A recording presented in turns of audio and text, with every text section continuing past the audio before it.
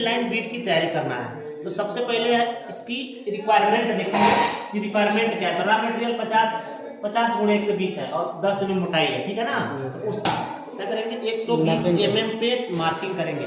तो 120 mm नहीं करेंगे, कितना करेंगे 2 mm ज्यादा करेंगे। 122 पे स्क्राइबर के द्वारा हम वहां पे क्या करेंगे मार्किंग करते हैं।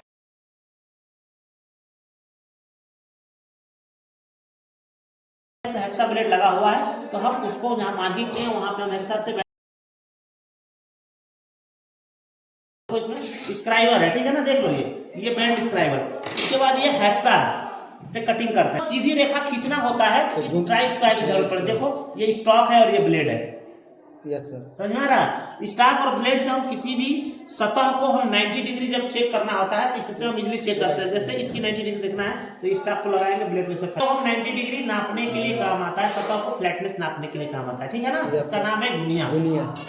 आपको इसका नाम है फ्लैट फाइल, देख सकते हैं। ये आगे की तरफ थोड़ा सा ये पतला है, पीछे थोड़ा चौड़ा। एक ट्रायंगल रेडी हो गया, एकदम ऐसा चमकने लगा, देखिए एकदम क्लीन हो गया है। तो हम क्या करेंगे इस जाब को इस टाइप से क्या करेंगे, इसमें कॉपर सल्फेट या मतलब चाक लगा करके उसका लेपन करेंगे। और लेपन करने के बाद इसको रेडी है, बच्चे कर लिए हैं।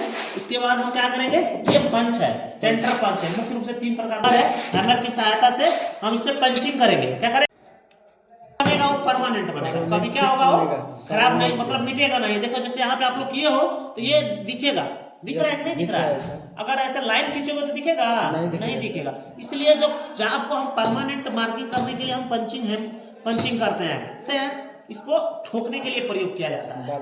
इतना समझ में आया। तो जब हमने ये सारा चीज कर लिया, ये पंचिंग भी कर लिया, लाइन भी बना लिया, तो इसमें हमको स्ट्रेट लाइन बीट बनाना है। इलेक्ट्रोड ड्रायर है, देख सकते हैं इलेक्ट्रोड ड्रायर। इसमें इलेक्ट्रोड अंदर देखो, इसके अंदर इलेक्ट्रोड रखा हुआ है। ये इलेक्ट्रोड को इसलिए रखा जाता है कि इलेक्ट्रोड में जो नमी होती है ना, और ये इलेक्ट्रोड क्या हो जाए एकदम सूख जाए, ताकि जो वेल्डिंग होगी ना हमारी वो परफेक्ट होगी, कोई दोष नहीं रहेगा उसमें। समझ में आ रहा है। बहुत सारे दोष है। एक प्रकार का ट्रांसफार्मर है, स्टेप डाउन ट्रांसफार्मर है। इसमें देखो यहाँ पे एक आर्क सेटिंग करने, करंट सेटिंग करने के लिए दिया हुआ है यहाँ पे, और एक वोल्टेज सेटिंग करने के लिए दिया हुआ है। तो वोल्टेज सेटिंग नहीं किया जाता है। एक जो निकला हुआ है सीधा अर्थिंग दिया गया है, ये वेल्डिंग टेबल है, जो उसको बूथ में भी वेल्डिंग किया जाता है, लेकिन हम लोग खुले में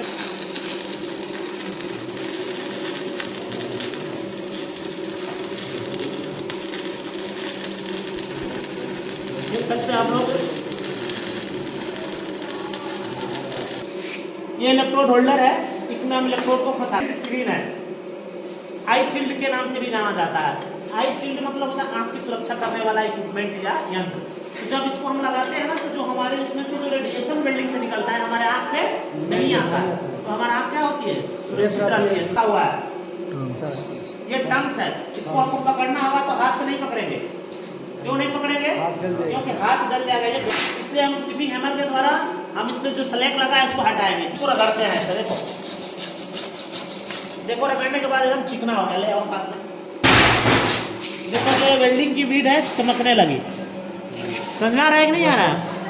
नंगो आंखों से वेल्डिंग को नहीं देखना है, क्योंकि अगर नंगो आंखों से देखोगे रेडिएशन हमारे आंख पे जाएगी आर्क की, तो हमारी आंख क्या हो गए। दोस्तों मेरे YouTube चैनल को लाइक करें, खुलेगी नहीं। तो ये सारी सावधानियां हैं, शेयर करें और सब्सक्राइब करें, और अंत में बेल आइकन दबाना ना भूलें, जिससे सभी नोटिफिकेशन आपको तुरंत प्राप्त हो सके। धन्यवाद।